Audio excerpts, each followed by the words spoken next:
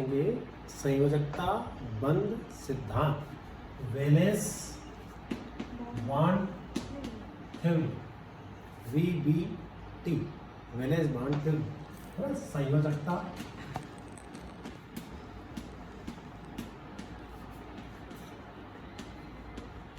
ये सिद्धांत आखिर आया क्यों? ये सिद्धांत आया सहसंयोजक बंध को समझाने के लिए। सहसंयोजक बंध, सहसंयोजक का मतलब इलेक्ट्रॉनों का साझा, पार्टनरशिप, है ना। साझे को, पार्टनरशिप को समझाने के लिए सहसंयोजक बंध का जन्म हुआ। इसी को बात करें तो ये मैं हमेशा बोलता रहा हूं कि ये सादी बंधन सिद्धांत है। सादी बंधन सिद्धांत, तो शादी के लिए जो रूल है वही हमारे VBT के रूल है। देखो, शादी करने के लिए, मैरिज करने के लिए पहला नियम क्या है? इलेक्ट्रॉन को अनपेयर्ड होना चाहिए। पहला क्या है? अयुग्मित होना चाहिए। तो फर्स्ट इलेक्ट्रॉन कैसा होना चाहिए? अकेला होना चाहिए, अयुग्मित होना चाहिए। दूसरा, उनके चक्रण विपरीत होना चाहिए। भाई शादी के लिए क्या होना चाहिए? एक लड़का तो एक लड़की होनी चाहिए।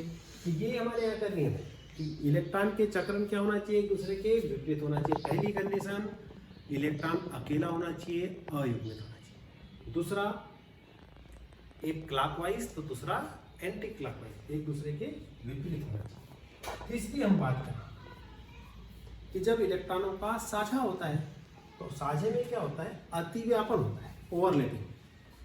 अतिव्यापन का रूल फिक्स है कि अतिव्यापन जैसे इतना है, हम कई बार देखते हैं मकान वगैरह बनते हुए तो बांस इस तरह से बांध दिए जाते हैं। तो बांस अगर इतना सा बंधा हुआ है आपस में दो लकड़ी, तो उनके स्थायित्व की स्थिति कम होगी। पर जैसे जैसे वो ज़्यादा बढ़ता जाएगा, निश्चित मानिए कि उनके आपस में जुड़ने की बांध मजबूत होता है। तो ये तीसरा पॉइंट यहीं से शुरू होता है कि अतिव्यापन जितना अधिक होगा, बंध उतना अधिक मजबूत होगा। नंबर 1, इलेक्ट्रॉन को अयुग्मित होना चाहिए। नंबर 2, उनके चक्रण विपरीत होना चाहिए।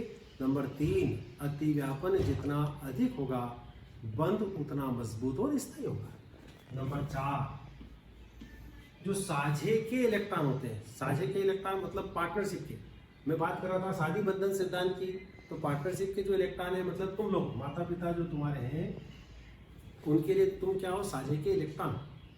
बच्चे जो है वो साझे के इलेक्ट्रॉन है। तो साझे के इलेक्ट्रॉन पर दोनों नाभिकों का समान अधिकार होता है। जो साझे के इलेक्ट्रॉन है उन पर दोनों नाभिकों का समान अधिकार होता है।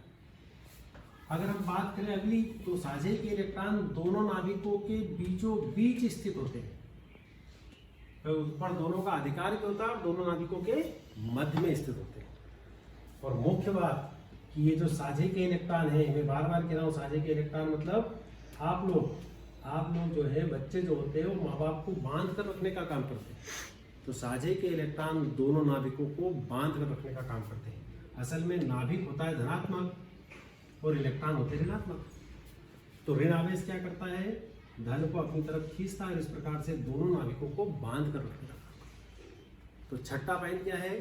साझे के इलेक्ट्रॉन दोनों नाभिकों को बांध कर रखते हैं। और सातवां और आखिरी पॉइंट, इलेक्ट्रॉनों के चक्रण इसलिए विपरीत होना चाहिए ताकि वे एक दूसरे के चुंबकीय प्रभाव को समाप्त कर दें। तो इस तरह से VBT के कुल 7 पॉइंट हैं वैलेंस बॉन्ड थ्योरी के। एक बार फिर से सुन लीजिए। नंबर 1, इलेक्ट्रॉन को अयुग्मित होना चाहिए। नंबर 2, उनके चक्रण विपरीत होना चाहिए। नंबर 3, अतिव्यापन जितना अधिक होगा, बंध उतना अधिक मजबूत और स्थायी होगा।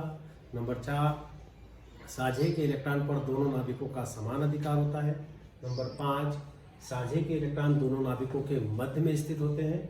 और नंबर 6, साझे के इलेक्ट्रॉन ही दोनों नाभिकों को बांध कर रखते हैं।